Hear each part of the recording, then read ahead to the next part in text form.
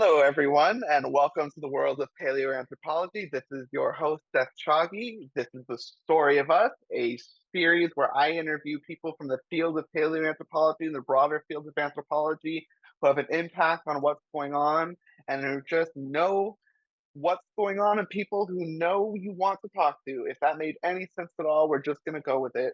Here we are with today's guest, Dr. Cara Ocobock.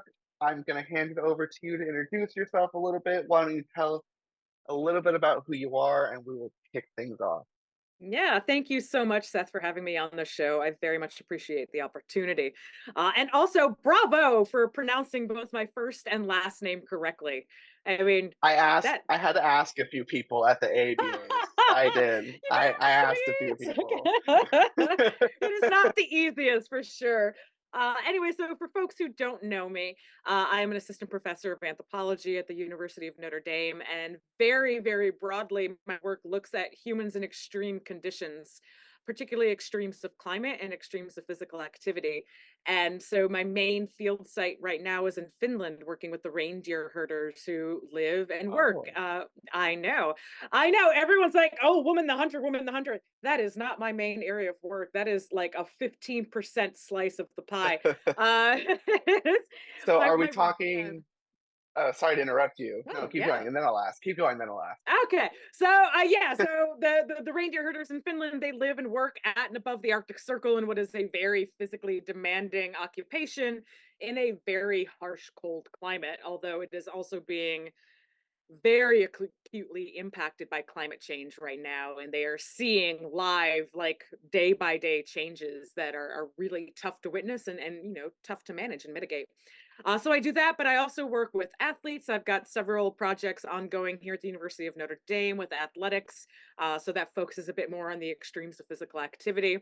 And as one of the big topics that we'll talk about today, I've been diving into a bit more feminist human evolution, as the vast majority of our story of human evolution has been written by and about men, often to the exclusion of women. And so I'm trying to turn that story a little bit on its head, building off the titans of feminist human evolution from the 70s, 80s, and 90s, to kind of update that story. Absolutely. And we are definitely going to be talking about that because it is something that, with today's climate, needs to be Mm. talked about. But I wanted to ask you, so this population in Finland, are these the Sami people or Sami people? Yes and no. Yes And so and no. yes Okay. and no. It's both. So and this is where I have to like dive into like Finno-Scandinavian information here. Well, Uh typically, I've done a lot of research on Scandinavian Clearly. archaeology, so I'm quite interested. Yes. Okay, good, good. So the Sami, for folks who don't know, are the indigenous population across Finno-Scandinavia and Russia. Um, when it comes to reindeer herding in Norway and Finland and Russia, you can be indigenous Sami or not and still be a reindeer herder. And so the reindeer Mm. herding populations are made up of, whatever non-Sami nationality as well as Sami individuals. Whereas in Sweden, only Sami individuals are legally allowed to be reindeer herders. Oh So wow. Finland, I say yes and no because my population is, many of them do have, Sami ancestry, but several of them don't as well. Okay. Okay. Very interesting. Little Yeah. sidetrack there, but very interesting. Yes. Yeah, that's fine. Um, yeah, I that their whole lifestyle just the, the Arctic fascinates me. Arctic lifestyle fascinates me. Mhm. Everything just I yeah. I was just recently watching something on National Geographic, The Last Ice, I think. Last something, I don't remember, but it was about, you know, the depleting ice and having to try to Mhm. um continue a native indigenous lifestyle while literally the environment is disappearing Yeah. and the challenges that they face. And Yeah. And it's it's the fascinating. unpredictability. It's the unpredictability Exactly. of the environment. Like more than the environment just kind of Absolutely. disappearing, is that they can't predict the way they used to be able to predict now because it's changed so rapidly. And that's something that, I think people have lost in general, that indigenous people have kept, is an ability to predict the land and what's happening in the climate and Hmm. what's going on prior to us Yeah. screwing it up, of course. We fire management, for example, and forest management. Indigenous people knew how to prevent massive Mhm. wildfires by managing it for tens of thousands of years. We Mhm. come in and the state has no idea what they're doing in California, for example, where I live. And we have horrible wildfires every year because the management Mhm. is so bad. But you ask the natives, and they're like, "Do this, and it won't happen." And it's fascinating that you are studying people in extreme climates because I feel like that's how people talk about where do we go next. Yeah. Personally, I think it's figuring out how we live on this earth without destroying it. But of course, Mhm. there is the space option. And, if Yeah. we're going to go that way, we do have to Mhm. learn how we survive in these extreme Mhm. climates. And if we don't know that, since we've lost that knowledge base in our basic society, I don't think we're going to be very successful. So, No, but what I is think your that's true. goal? Yeah. I think it's also true that we need to better understand the extreme environments in the here and now because so many more Earth environments are becoming extreme in ways that we haven't seen before. And like freak ice storms in Texas. That's not something Yes. that happened. Like that kind of thing. People don't know how to deal with that. The infrastructure can't deal with that. And so better preparing ourselves for a variety of extremes here on Earth. That's our reality. Like it's in the It's here and now absolutely. as well as the future. Absolutely. And that's why I think, like I mentioned, that's where I think we're Mhm. going versus spending billions on trying to get to Mars that we're doing. Yeah, if we had that money as grant money, can you imagine what we would get done? I mean, it would be I mean, but I wish I could remember the numbers, but somebody said if Hollywood just didn't make movies for a year, they could like solve all of these different issues with that money instead. And I'm just like, yeah. let's do that. Can we just not Yeah, make movies right? for 1 year? It's Just one one year, year. people. You And can I watch mean, reruns. so what happened to all that money, with that script writers strike and everything? Where'd all that go? Why can't we use Yeah. that for we went without movies and stuff for a while, kind of. So Hmm. anyway. Yeah. So, what is your goal in researching these extreme environments? Obviously, you just kind of said it's to better understand how we can survive in the here and now. So, is that kind of the goal in what you're researching, or is that a side thing that kind of goes along with it? This is the yes and I'll use some improv here. Okay. Yes, absolutely. So I'm very interested to see how human bodies are responding in the here and now to their extreme environments. But I mean, as you know, Seth, that you can't just look at the here and now. We Right. also have to understand what might be happening in the future and how the here and now might affect, for example, future health and well-being. And so Hmm. that has become actually a big part of this project in Finland because we're seeing some very unusual things that we can talk about if you like within the physiological and health biomarker data that we have been collecting with this population that is concerning and that maybe climate change is having a very real impact and is becoming embodied by people. And so this can help us to better understand and potentially prevent poor health and well-being down the line, or at least be a little bit more proactive in paying attention to it because they don't have as much control over the climate. Like no individual person has control over the climate. Uh, Right. but as you know, I also I was my undergraduate and even early graduate career was very much steeped within human evolution, and so I love being able to take what we learn from people today and applying at least where it makes sense to the past. I mean, getting any sort of physiology from the past is really hard, if not impossible. There are a few limited things you can do, but I can't measure brown adipose tissue in Neanderthals. But we can infer to Right. some degree that if we see this across all living humans today, this may have been, an important physiological mechanism for staying warm in glacial environments that some Neanderthals experienced.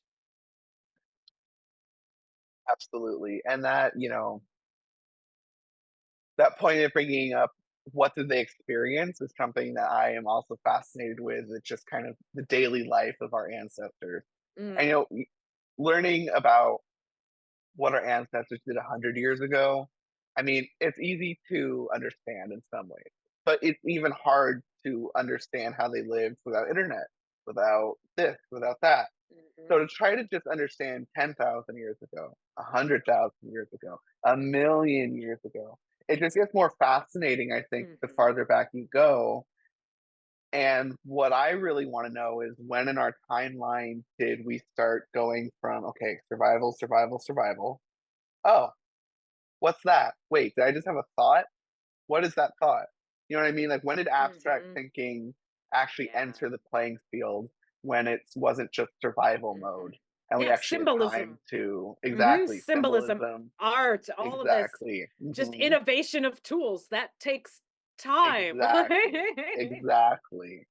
And that's how you study it is you look at lithics, you look at art, and Mhm. on my podcast that I put out, I think it was yesterday or 2 days ago, I Mhm. had two members of the first art team on who were literally on the quest to find the first art. And Mhm. they've been in caves all over Europe, Jordan, Saudi Arabia. They're in Rising Star doing work there.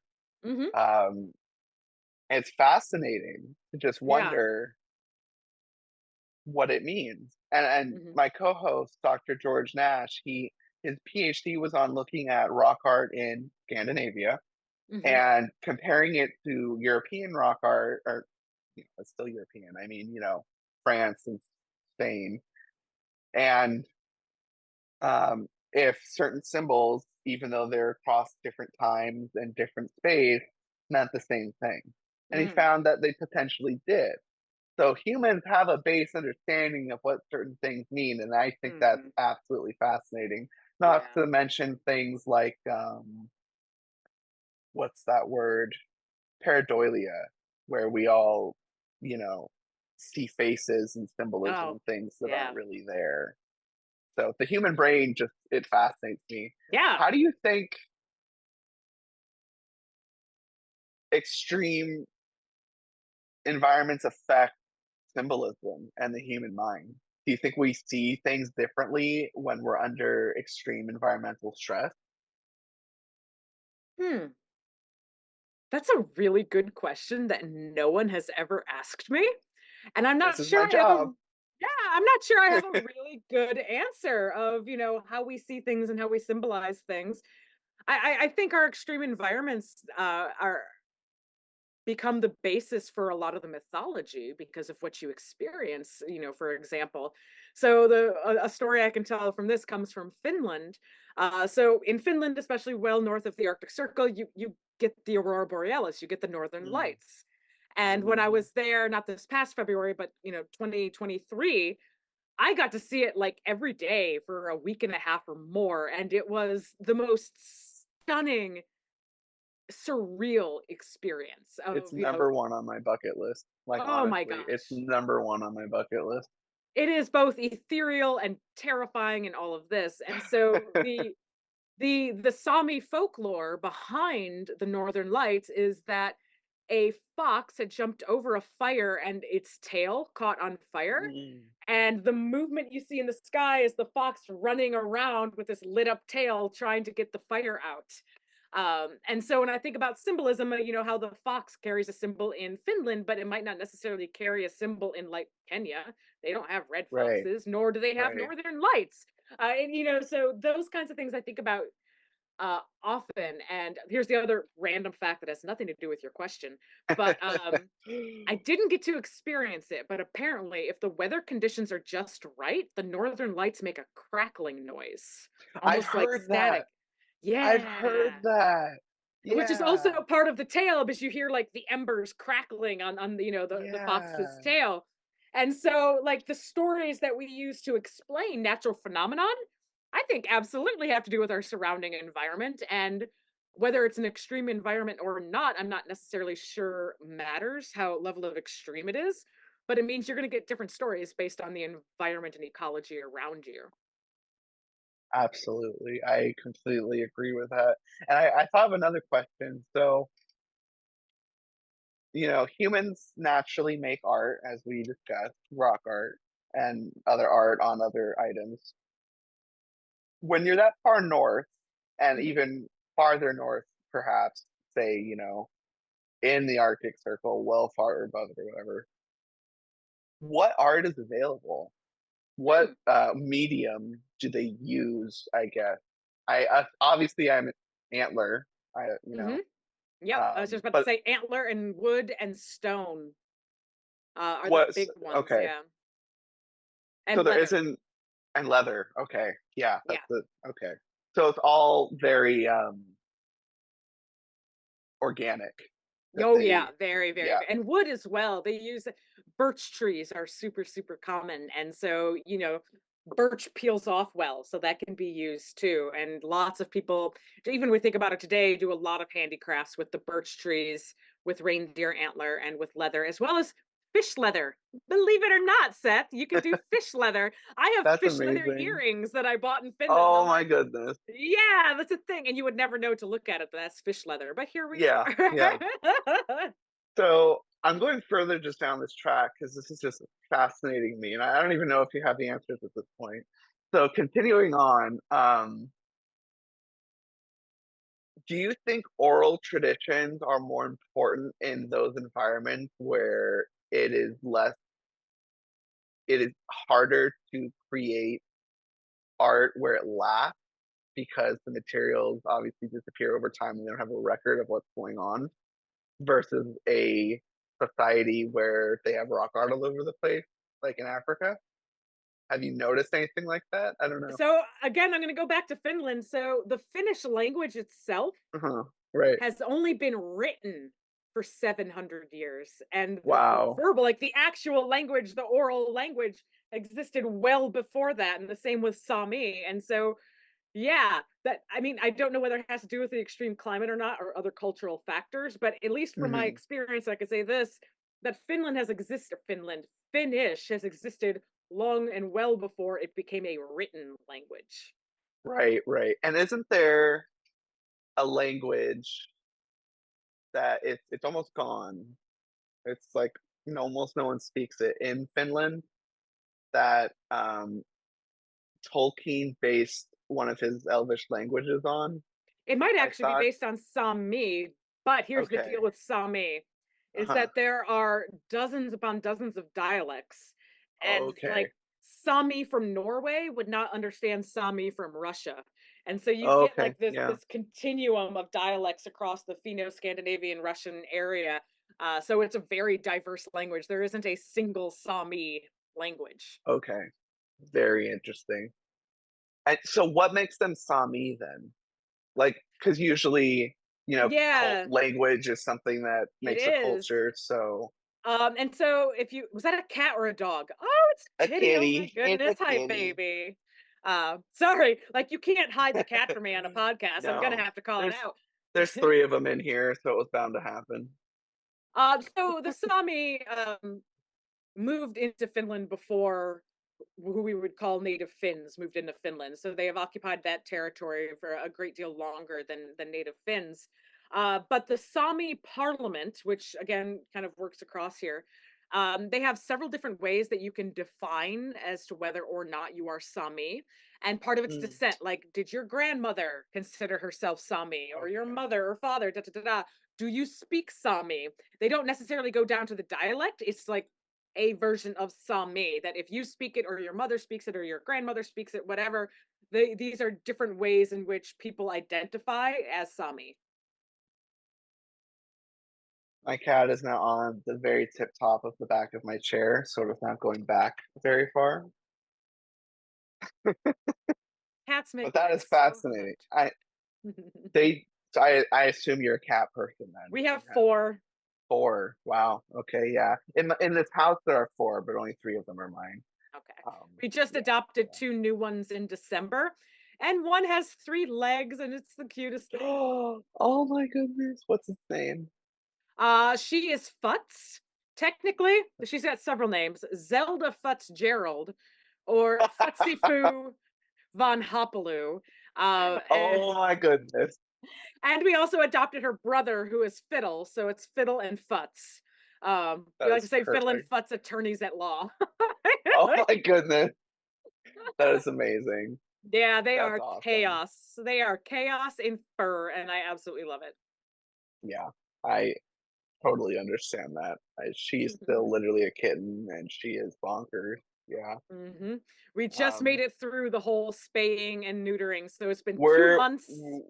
Oh, we of need to do madness. that. We need to do that. So she's still having heat and everything, and it's Mm. pretty crazy. Yeah. Yeah, the cone of shame. Um, You won't witness anything more adorable slash kind of sad than a kitten in a cone of shame trying to scratch her head with her non-existent leg. It is a sight. no. Oh no. Yeah, I think she gets like a sort of placebo effect because she'll eat like She even must. without Yeah. yeah, even without the cone of shame, she'll try to scratch her ear with that non-existent leg, and she seems fine once the Huh. non-scratching has happened. I don't know, it's a thing. That is wow. It's like phantom scratching. Yeah, that's amazing. That is yeah, huh.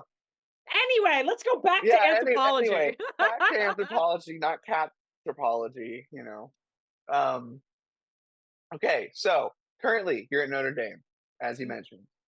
What do you teach exactly? Yeah, this semester, I'm teaching feminist human evolution as well as exercise physiology. And then last semester, what did I do? Oh, I did the fundamentals of biological anthropology. So, like your intro Mhm. bioanth course. And then I did an anthropology of obesity class. I Oh, also, okay. yeah, it was the first time I taught it. That was a good one. I have also taught the anthropology of sports and humans at the extremes. Okay. So mentioning your what was it? Feminism, females and what was it? Female evolution? Technically, it's called That's What She Said, the story of Hugh Woman evolution. Okay, there we go. I think that is a perfect time for us to transition to that 15% of your work, which is still a pretty big chunk. Woman the Hunter, which was a Yeah. recent paper article that came out. Why don't we start with why this needed to come out? What was the whole point of it Yeah, well, for I'm gonna people who might not know? yeah, no, there's a couple of things. One, I'm gonna even, talk about my own like personal story that Perfect. got Yeah. me into this more than anything else. And this, I think it's important for people to also know and recognize that much of my career, I've had a foot in camps of, human evolution and paleoanthropology, though not doing research, but trying to keep up with it. And then human physiology, human biology. And so I've tried to ride that line, not always so successfully or evenly, but I do try. So when I was at the University of Albany, um, I was still powerlifting back then before my back issues and all of that, and I have a literal broken back that took me out of powerlifting.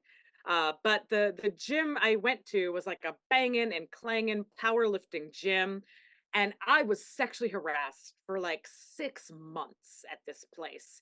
And the things you would hear of like, don't lift too heavy, your boobs will shrink, or you lift like a man, so you might as well be a man. Like Oh, all of these really fascinating stereotypes about how I should lift and what my lifting performance should be like because I'm a woman. Like it was kind of stunning. And so I, decided to start digging deep into the literature about okay, what actually are the performance differences between females and males in terms of, strength sports, endurance sports, kind of the whole spectrum to try to understand that. And one of the first things I learned was that females don't get researched a lot in the world of exercise physiology. It's or very, very biased, and medicine, all the things, yeah, honestly. I was about to say, frankly, in medicine in general, yeah. Unless it has to do with pregnancy, they don't give a damn about, about hey, it's true. Like if Yeah, there's gonna be yeah. research on females, it's gonna deal with pregnancy.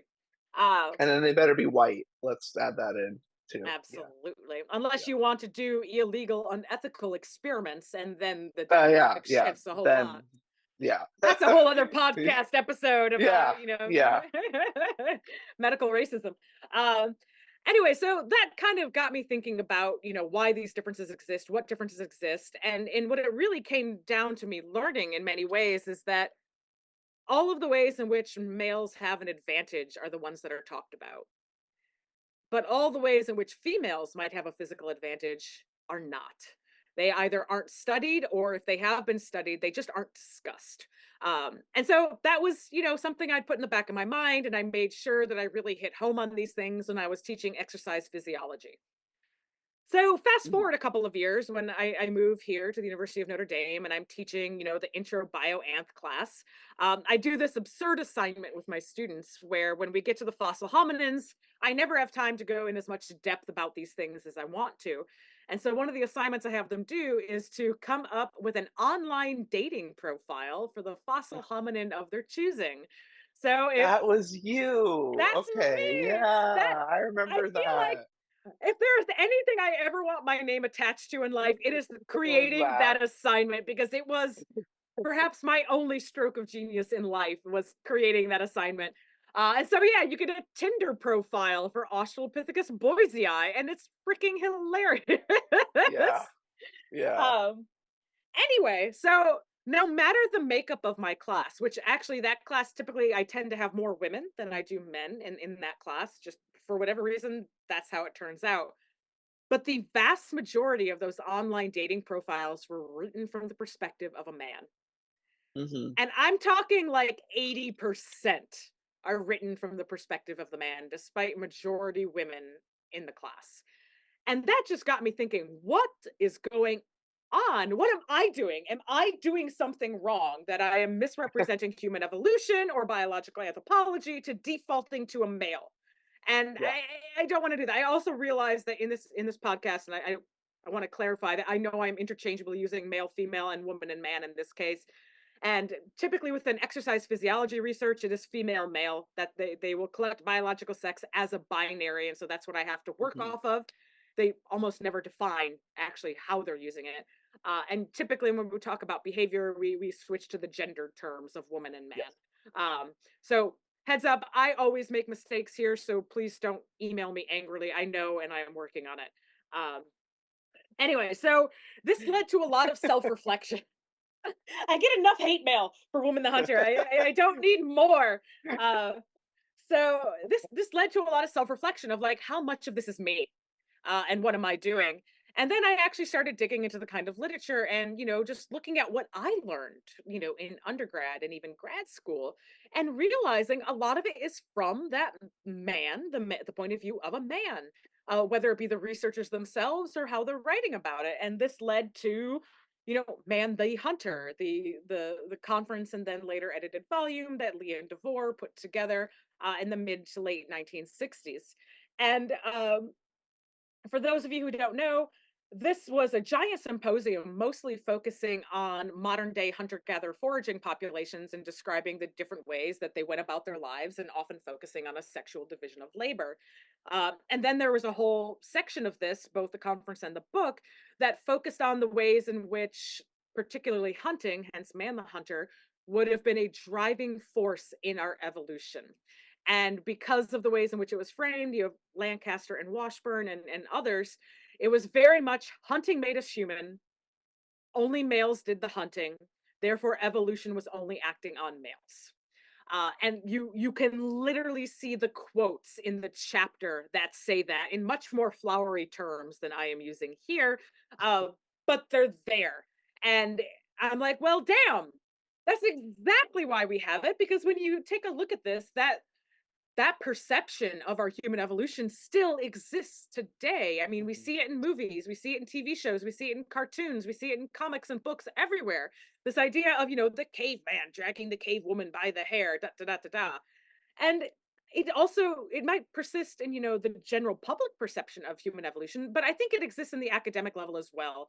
A lot of folks end up defaulting to the male perspective when talking about different evolutionary mechanisms at play or different behaviors.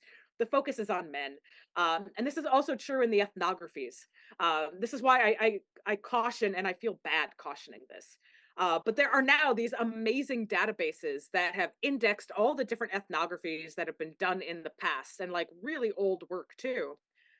But the problem with that is those ethnographies have been done by men and they almost always either ignore completely or completely minimize the contributions of women in their ethnographic analysis. They just aren't watching what Mhm. women are doing. And so even though these ethnographies have been indexed, you're still likely missing a big chunk of the picture because of what those early ethnographers actually focused on. And it takes going back to reading some of those early ethnographies to see how biased that really is. And so one of the other premises of Man the Hunter is based in this idea that, of course, it was men hunting because women are saddled with the costs and burdens, quote unquote, of reproduction.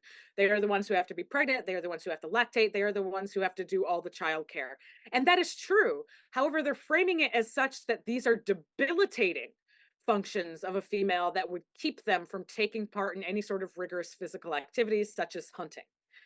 And so that kind of brought everything together for me. It took the understanding of the exercise physiology literature, as biased as it might be, and then it took taking a look at the where our biases in our own field of anthropology and reconstructing our evolutionary past and putting those together, which was why it was the here and now of why it was Mhm, the here and now mhm. that Sarah Lacey and I put these two papers together, which then became the Scientific American article. Perfect. Yeah. That was a Which, long description. There was a long origin story. and that's what I wanted. I wanted that because it is important to understand because the simplest thing, just as an example, so on March was Women's History Month, and wasn't there a specific day that was like International Women's Day, I Mhm. think? The So 8th or the yeah, 11th or something like that, yeah. yeah, yeah. And on that day I posted a meme of the typical, but as everyone should know, incorrect image of human evolution of, you know, chimp, slightly other ape, to human model. I don't remember what it's called, but Mhm. and then around that there were women, painting on the wall, making fire, doing other things. And it implied that the women were actually making the big you know, steps in human evolution, or at least they were making contributions that weren't looked at. And Exactly. you mentioned hate mail for Women the Hunter. Oh, This was yeah. one of my most popular posts. Popular in the sense of how many people commented, not in the sense of how many people liked it. Mhm. I mean, It got, yeah, The Scientific American article, so to give you an idea, it was the cover story, and right. most cover stories will get maybe somewhere between 20 and 50,000, Twitter interactions. Mhm. Woman the Hunter got over 2.1 million. Ooh. It's a massive difference. And then the next most popular article that I could see over the past several months was one I Uh-huh. co-wrote with Charles Roseman about when it makes sense to use a sex binary and when it doesn't. And that got over 400,000 interactions. And so like you said, we are in a moment where people are talking about sex and gender, and Yeah, there are a lot of feelings, a lot of big feelings around this right now. And, I always find it really funny that women are considered, so emotional and fragile. But just take a look at the Twitter comments to see some guys really up in their feelings about the idea of women hunting in the middle Paleolithic. exactly. And just, I think one of the funniest things that I learned recently, and maybe you can correct me because I don't really know if it's 100% true, because I read it in a parenting book, not really a science book. So it told me that when women are having their menstrual cycle, what causes a lot of it to happen is their testosterone level has risen. During menstruation? Yeah. And like, I don't know. And like, Because that's what causes some of typically, the, I don't well, know. And- typically testosterone has to go up during ovulation. Testosterone is actually really Okay. important for someone to Maybe ovulate. that's what I meant. Maybe that's what I mean. That's what I mean. Okay. You know Okay. me, I'm a guy. I don't know much about, I don't know much about what I'm talking about when it comes to this. So some part of the process though is Yes. testosterone goes up. Okay, okay. That's what I'm trying to say.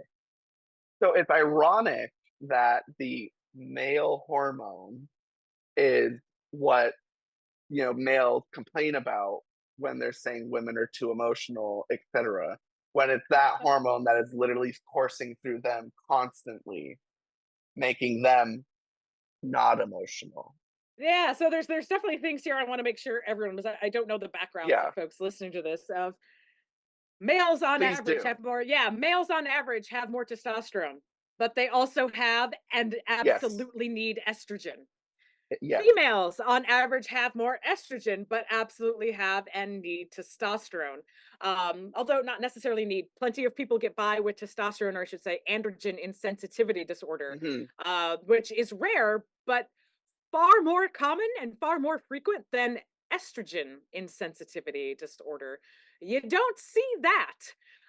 There have been 5 documented cases historically of estrogen insensitivity disorder, and it was actually for one minor estrogen receptor that only had a few functions, not even the main estrogen receptor. And so, in my mind, estrogen is like not having estrogen is incompatible with life. Right. That it has been around far longer than testosterone, twice as long as testosterone, and far longer than sperm and egg have ever existed. And so Yes. estrogen had a key role outside of reproduction. And likely every living mammal, probably every living thing, needs estrogen to survive. Yes.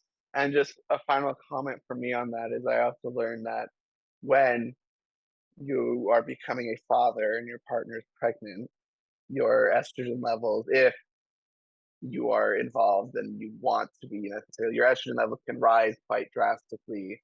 And that's intended to make the male more nurturing towards the infant so they, don't kill them in the, wild, of course. But in today's world, it's just to make, you more nurturing and caring for the infant and whatnot. And I definitely have felt that. So I can definitely attest to that happening. But going back to, Woman the Hunter, Yeah.